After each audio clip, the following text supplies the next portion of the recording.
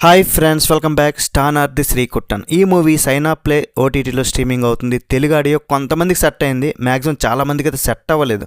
ఈ సైనా ప్లేలో ఎక్కువగా తెలుగు డబ్బింగ్ మూవీస్ తీసుకొస్తున్నారు. అవేవి రీసెంట్గా వచ్చినవి బాలే. మరి ఈ సినిమా నచ్చిందా లేదో చెప్పేస్తా. అంతకన్నా ముందు మలయాళం ఫిల్మ్ ఇది 2 hours 15 minutes ఉన్న ఈ మూవీని ఫ్యామిలీతో పిల్లలతో కలిసి కూడా చూడొచ్చు. అడల్ట్ కంటెంట్ ఎక్కడా లేదు. మరి మూవీ చూసాక నాకైతే ఈ class room political drama works in parts భయ్య. నాకైతే మూవీ యావరేజ్ అనిపించింది, బిలో యావరేజ్. అది కూడా మరీ అంతేం లేదు, అలాగని మరీ పూర్తిగా తీసి పారేయట్లేదు. కానీ క్లాస్ రూమ్లో బ్యాక్ బెంచెస్ ఉండకూడదు అనే ఒక మెసేజ్ తీసుకున్నారు. ఇది ఆల్రెడీ కేరళలో ఇంప్లిమెంట్ కూడా జరిగిందంట కొన్ని స్కూల్స్లో. జస్ట్ ఆ మెసేజ్ కోసం లాస్ట్ క్లైమాక్స్ ఆ సీన్ చూపిస్తారు, అది ఓకే. బట్ సినిమా మరీ అంత గొప్పగా కానీ స్ట్రాంగ్గా కానీ ఏం లేదు. చూసినప్పుడు మరీ అంత ఇంట్రెస్టింగ్గా కూడా ఏం లేదు. చాలా సింపుల్ ప్రెడిక్టబుల్ స్టోరీ. ఇంకా బాగా తీసుండొచ్చు.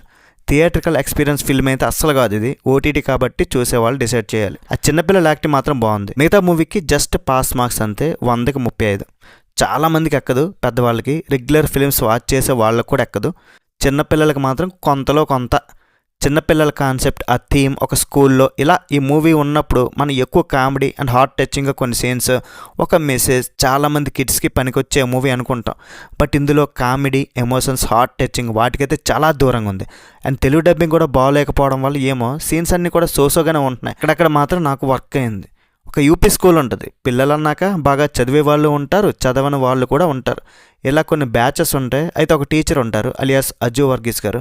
కేరళ క్రైమ్ ఫైల్స్ సిరీస్ చూస్తుంటే మీకు తెలుస్తుంది.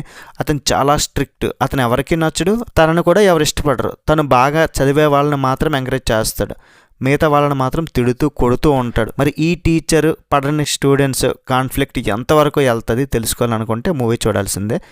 ఏది వర్కౌట్ అయింది అంటే మాత్రం ఆ చిన్నపిల్లల యాక్టింగ్ చెప్పాను కదా, అండ్ లాస్ట్ క్లైమాక్స్లో ఒక మెసేజ్ ఉంది. జస్ట్ కొన్ని ఫ్యూ సీన్స్ ఓకేస్గా అనిపించాయి నాకైతే. మరి ఏది వర్కౌట్ అవ్వలేదంటే మాత్రం చిన్నపిల్లల సినిమా, వేరే కిడ్స్కి ఇది రికమెండ్ చేసినట్లు ఉండాలి కదా. ఇది చూడండిరా, దీన్ని చూసి నేర్చుకోండిరా అన్నట్టు ఉండాలి కదా. కానీ ఇందులో చూసి నేర్చుకోవడానికి పెద్దగా ఏమీ లేదనిపించింది నాకైతే. క్లాస్ రూమ్లో టీచర్స్ స్టూడెంట్స్ మధ్య గొడవలు, ఫ్రెండ్స్తో చిన్న చిన్న మాటలు, వాళ్ళ మధ్య గొడవలు, చిన్న లవ్ స్టోరీ లాంటిది ఏదో ఉండాలి కాబట్టి పెట్టారు.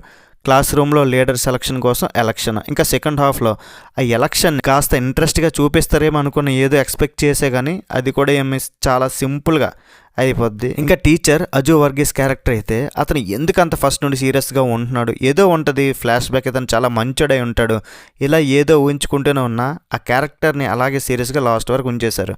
ఇంకా పాటలు, తెలుగు డబ్బింగ్ అయితే మనకు టార్చర్, అంత దారుణంగా ఉన్నాయి. అయినా మలయాళం పాటలకి తెలుగు డబ్బింగ్ ఎక్కడా సెట్ అవ్వదు. అలా ఉంచేసినా పర్లేదు, నో ప్రాబ్లం, ఎవడో అడగడు కూడా. ప్రొడక్షన్ వాల్యూస్ అయితే బాగున్నాయి, సినిమాటోగ్రఫీ చాలా బాగుంది, స్కూల్ వాతావరణం చూడడానికి బాగుంది, బ్యాక్గ్రౌండ్ స్కోర్ ఎమోషనల్ టచ్గానే ఉన్నా సరే తెలుగు డబ్బింగ్ అండ్ పాటలు మాత్రం సైడ్ చేయాల్సిందే. మరి ఫైనల్గా ఈ మూవీ చిన్నపిల్లలకి అక్కడక్కడ ఓకే అనిపిస్తుంది, కానీ మిగతా వాళ్ళందరికీ మ్యాక్సిమం కనెక్ట్ అవ్వదేమో అని నా ఫీలింగ్.